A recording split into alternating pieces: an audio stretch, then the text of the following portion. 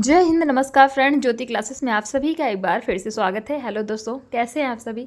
I hope आप सभी बहुत ही अच्छे होंगे, स्वस्थ होंगे, स्टडी अपनी कंटिन्यू कर रहे होंगे।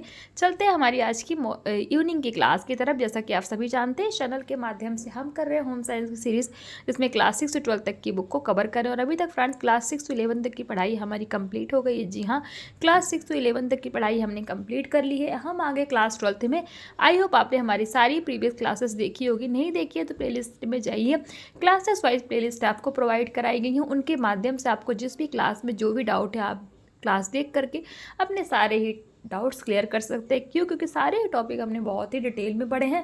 और इतने डिटेल में पढ़ने का एक ही उद्देश्य है कि एक बार आप इस सीरीज़ को देखिए, अच्छी तरीके से समझिए, ताकि होम साइंस से रिलेटेड कोई भी डाउट आपके माइंड में ना रह जाए, चाहे आप किसी भी क्लास के लर्नर से। जी हाँ, क्लास 6 to 12 में आप किसी भी क्लास में पढ़ाई कर रहे हो या फिर किसी कॉम्पिटिटिव एग्जाम की प्रिपरेशन कर रहे हैं, साथ ही साथ आप किसी भी फील्ड में होम साइंस से अपना करियर देख रहे हैं, सभी के लिए सीरीज़ काफ़ी हेल्पफुल होने वाली है। तो प्लीज़ चैनल पर फर्स्ट टाइम विजिट किया है, चैनल को लाइक शेयर और सब्सक्राइब करें। साथ ही साथ अपना फीडबैक भी हमें कमेंट के माध्यम से बताएं, क्योंकि आपका हर एक फीडबैक हमारे लिए बहुत ही इंपॉर्टेंट होता है। चलिए स्टार्ट करते हैं आज की क्लास।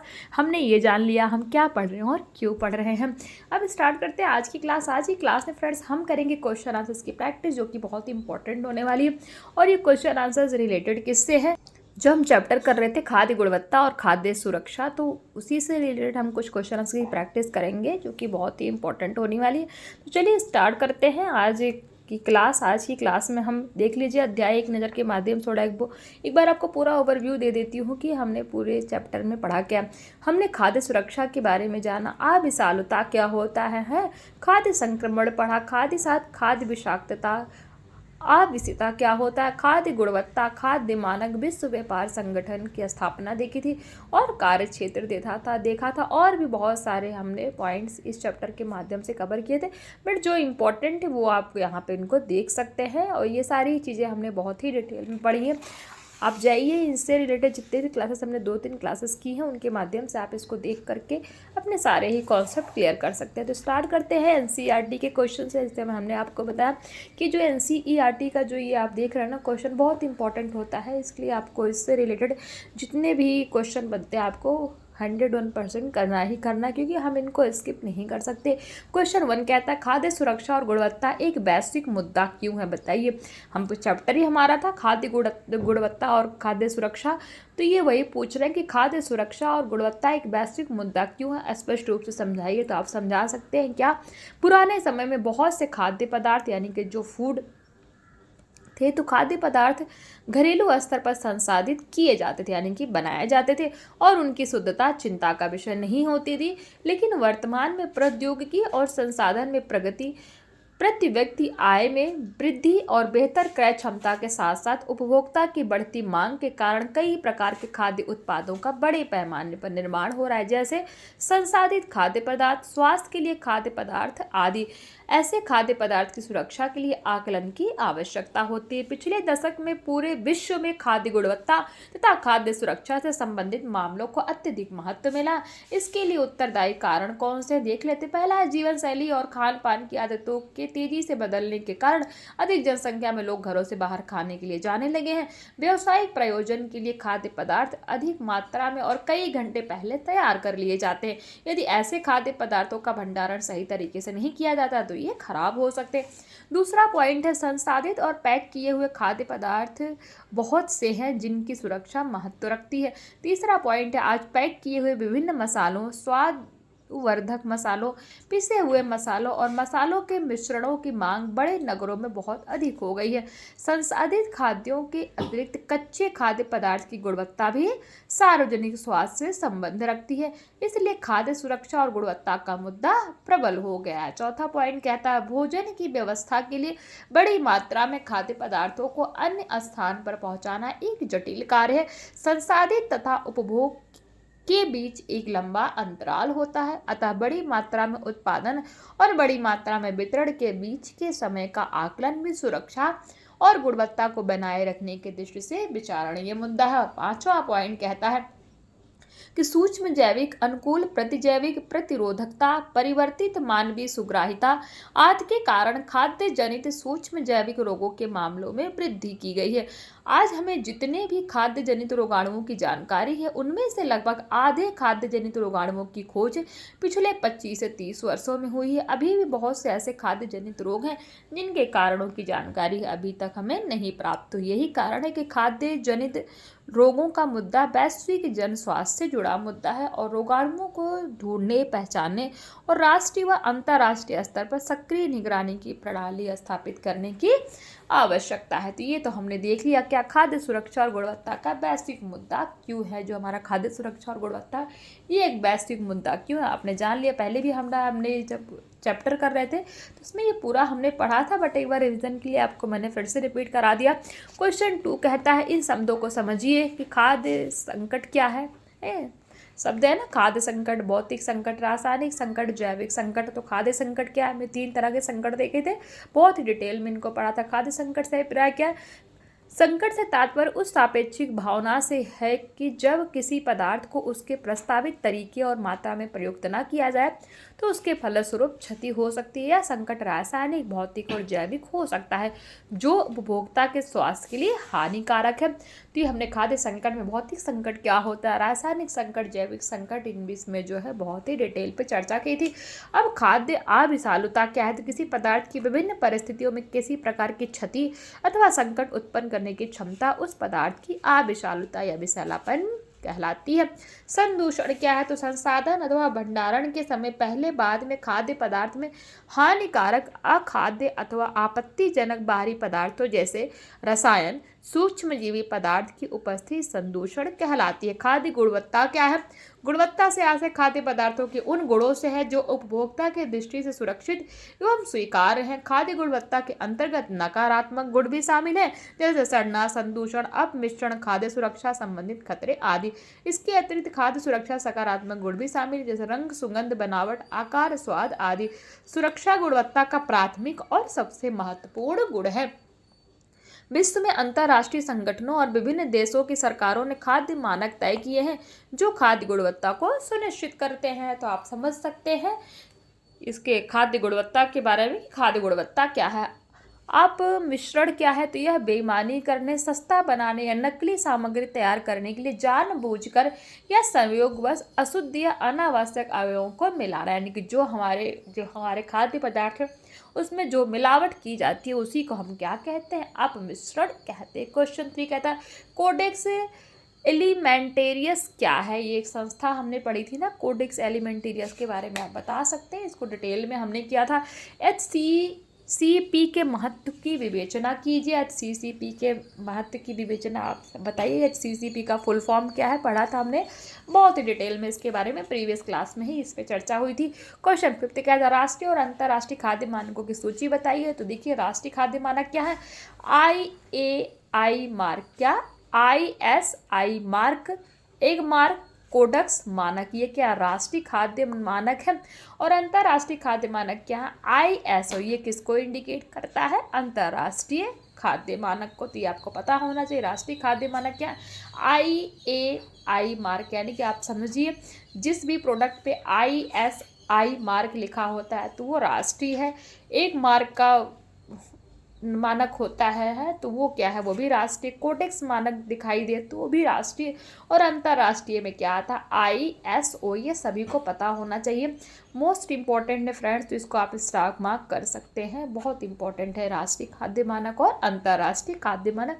क्वेश्चन ये पूछा जा चुका है।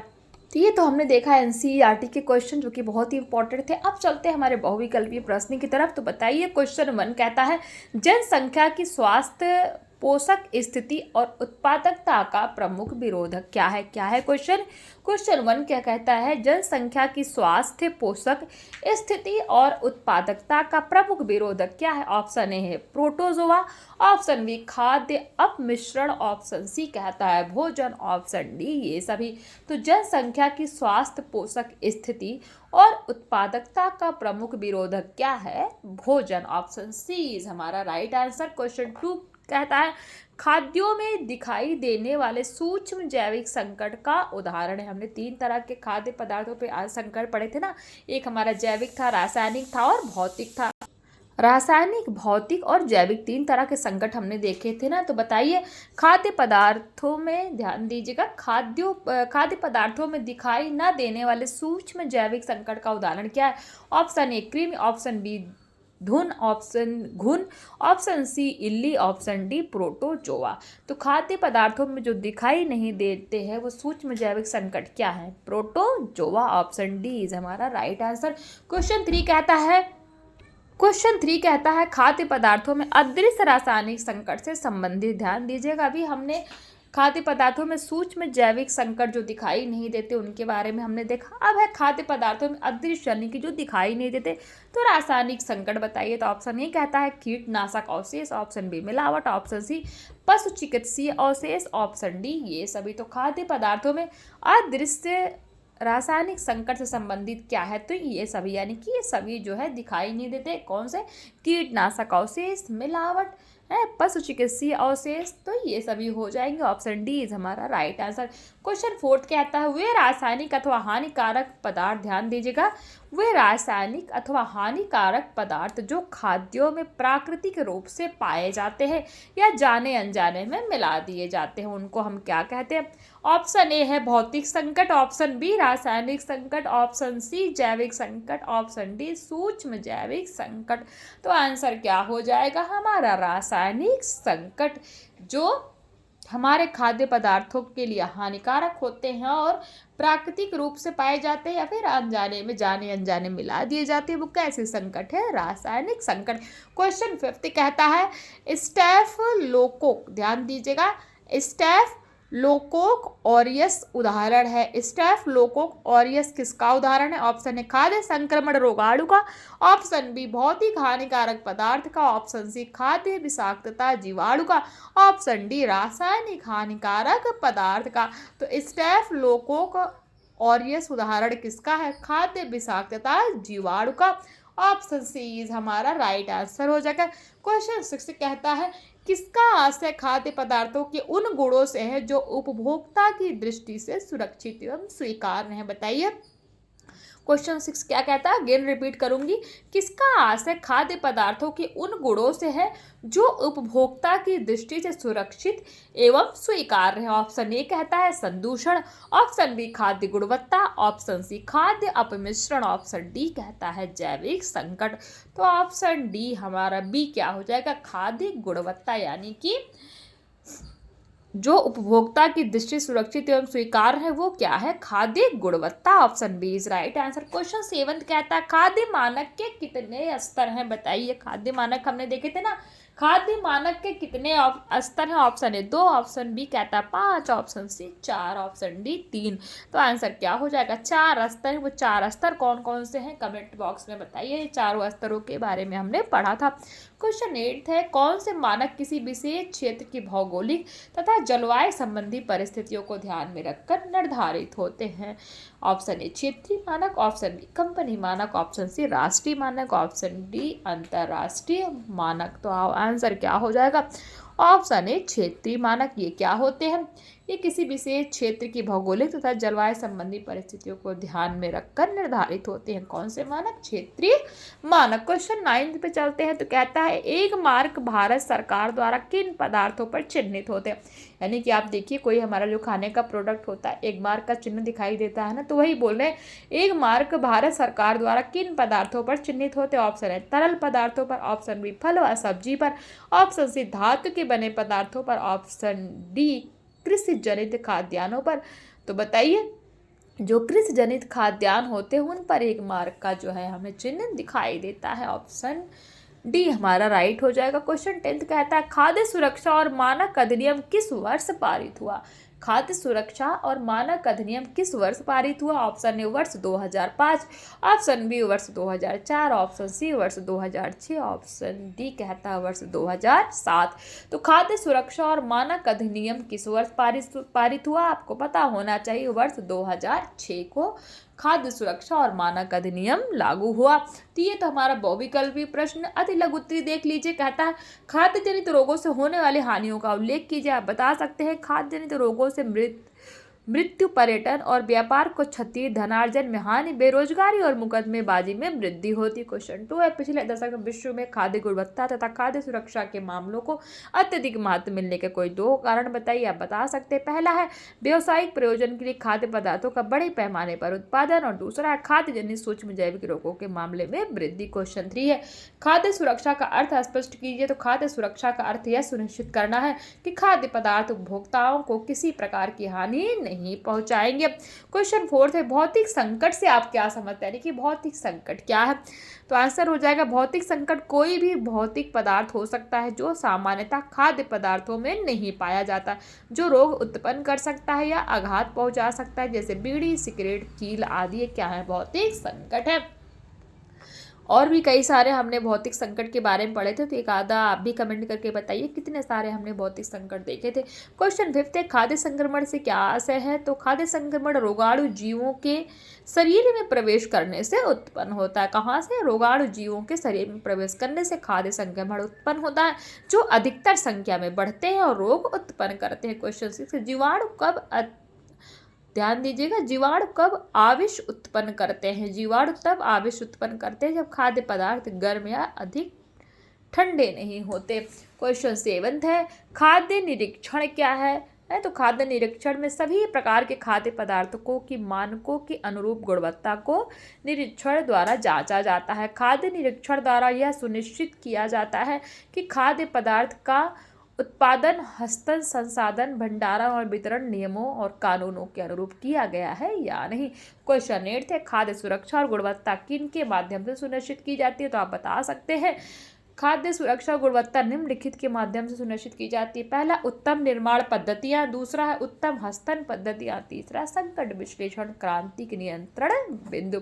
इनके द्वारा खाद्य सुरक्षा और गुणवत्ता जो है सुनिश्चित की जाती है। क्वेश्चन 4 कहता है, विश्व व्यापार संगठन क्या है, संक्षेप में वर्णन करें। बता सकते हैं। क्वेश्चन 5 है, प्रभावी खाद्य नियंत्रण प्रणाली में क्या शामिल होना आवश्यक है। तो ये हो गया हमारा लघु उत्तरी प्रश्न भी हो गया फ्रेंड्स। और दीर्घ उत्तरी प्रश्न है, आप इसको भी लिख सकते हैं क्योंकि सारे ही हमने बहुत ही डिटेल में पढ़े। इसी के साथ हमारा ये चैप्टर कंप्लीट होता है, चैप्टर 5। आई होप इससे रिलेटेड जितने भी आपके डाउट होंगे वो इस क्वेश्चन आंसर की जो हमने भी प्रैक्टिस की इनके माध्यम से क्लियर हो गए होंगे। तो आज की क्लास को यहीं तक करते हैं। कोई भी डाउट है, कुछ भी क्यूरी है फ्रेंड्स, प्लीज़ कमेंट के माध्यम से पूछिए। किसी वर्ड में, किसी सेंटेंस में ऐसा कुछ हो जो आपको समझ में नहीं आया हो पढ़ने के बावजूद, समझाने के बावजूद भी, तो आप पूछ सकते हैं। डिटेल में उन चीज़ों को आपको समझाया जाएगा। तो मिलते हैं नेक्स्ट क्लास में, और कमेंट करके बताइए क्लास कैसी लगी, चीज़ें समझ में आई कि या नहीं आई, कॉन्सेप्ट्स आपके क्लियर हुए कि नहीं हुए, और किस टॉपिक से रिलेटेड आपको क्लास चाहिए आप उसके बारे में बता सकते हैं। वो भी हम जो है आपको प्रोवाइड कराएंगे।